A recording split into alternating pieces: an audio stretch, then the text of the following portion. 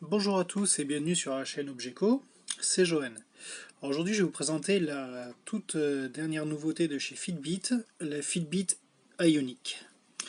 C'est donc une montre que Fitbit nous décrit comme une montre coach qui va servir de faire office de tracker d'activité mais aussi de montre connectée. Du moins c'est la promesse faite par Fitbit. Au premier abord, le design, comme on peut le voir, il est classique hein, pour un objet Fitbit. Cadre en métal, en aluminium plus exactement, avec un bracelet en silicone. Le tout, c'est interchangeable facilement grâce à des petits clips sur les bracelets. Donc c'est une montre relativement complète, hein, puisqu'elle a un capteur de rythme cardiaque, un GPS intégré aussi, et on a quand même un écran LCD de très bonne qualité.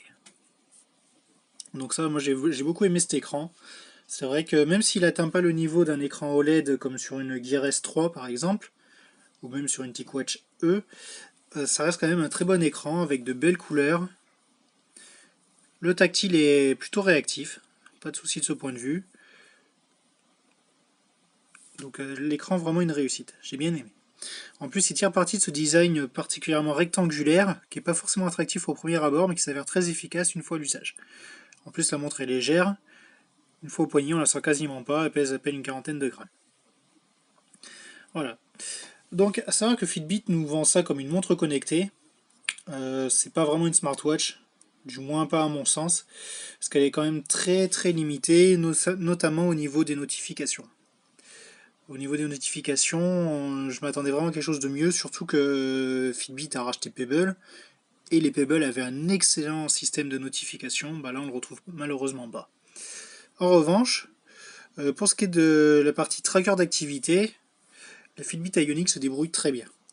Au cours de la journée, elle suivra les pas, le rythme cardiaque en temps réel avec un relevé toutes les 5 secondes, les calories dépensées, vous pouvez voir aussi les étages grimpés, la distance parcourue, bref c'est relativement complet. Là par exemple, donc on a diverses applications hein, comme sur toutes les montres connectées, ou les trackers d'activité avec écran.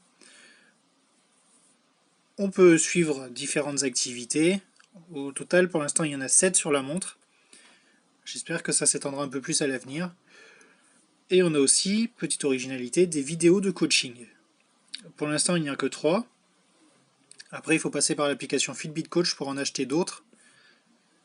Mais c'est déjà sympa pour commencer, ça permet d'avoir une petite référence par rapport aux exercices qu'on veut faire. Voilà. Donc la montre a aussi une mémoire interne qui permet de stocker de la musique pour ensuite écouter avec un casque Bluetooth tout en laissant le téléphone à la maison. Donc ça c'est une fonction classique, on l'a déjà sur sur la Amazfit Pace par exemple, l'Apple Watch aussi peut le faire. De plus en plus de trackers le font. On retrouve les fonctions classiques aussi, chronomètre, alarme. Ce qui est dommage, c'est qu'aussi la montre est équipée d'une puce NFC, mais en France, pour l'instant, elle sert à rien puisqu'aucune banque ne gère Fitbit Pay. Voilà. Pas d'application de streaming de musique aussi, donc vraiment, comme je disais, je suis déçu au niveau des fonctions smartwatch entre guillemets, parce que ça fait pas vraiment smartwatch pour l'instant. Même si on peut installer des applications, par exemple, il y a Yelp. Ça reste vraiment très limité, quoi, même par rapport à ce que faisait une Pebble ou ce qu'on a sous Android Wear ou même Apple Watch, la Fitbit fait vraiment pas le poids. En revanche, niveau tracking d'activité, elle est très bien. On a aussi une très belle application. Donc l'application permet de télécharger par exemple des cadrans, mais aussi d'avoir un aperçu rapide de la journée. Ça c'est vraiment une grosse réussite. Couplé à la montre, c'est vraiment un duo qui est super.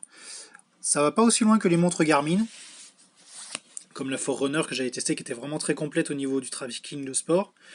Mais ça reste quand même une excellente montre d'activité,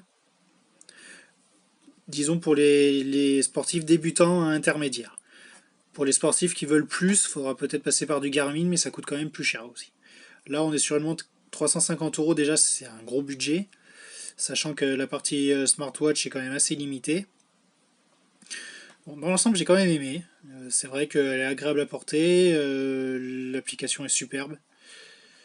Après, savoir qu'il y a encore des fonctionnalités qui devraient arriver. Par exemple, vous voyez ces deux capteurs rouges. Ils sont pour le rythme cardiaque et le suivi de l'oxygénation, si je ne dis pas de bêtises. C'était promis par Fitbit, mais c'est pas encore arrivé. Donc là, pour l'instant, ils sont inactifs. Dans les futures mises à jour, ils devraient être activés, augmentant les fonctionnalités de la montre. Donc, à mon avis, c'est peut-être le genre de montre qu'il faut attendre encore quelques semaines, voire quelques mois avant de sauter le pas, pour vraiment pouvoir en profiter à fond. Surtout que là, en l'état, bon, il y a quand même quelques... Le système a tendance un petit peu à... Les animations sont pas super fluides, ça rame un petit peu. La dernière mise à jour est quand même apporté quand même pas mal d'améliorations de ce point de vue, mais il y a encore quelques petites saccades dans l'interface. Voilà. Donc c'est vrai que pour le prix, je suis quand même un petit peu déçu de la partie connectée. Voilà. Donc pour plus d'infos, je vous invite à lire mon test complet. N'hésitez pas à vous poser vos questions dans les commentaires de cette vidéo ou sur le site Obgeco. J'y répondrai avec plaisir. Voilà, sur ce, je vous dis à la prochaine pour de futures vidéos. Ciao!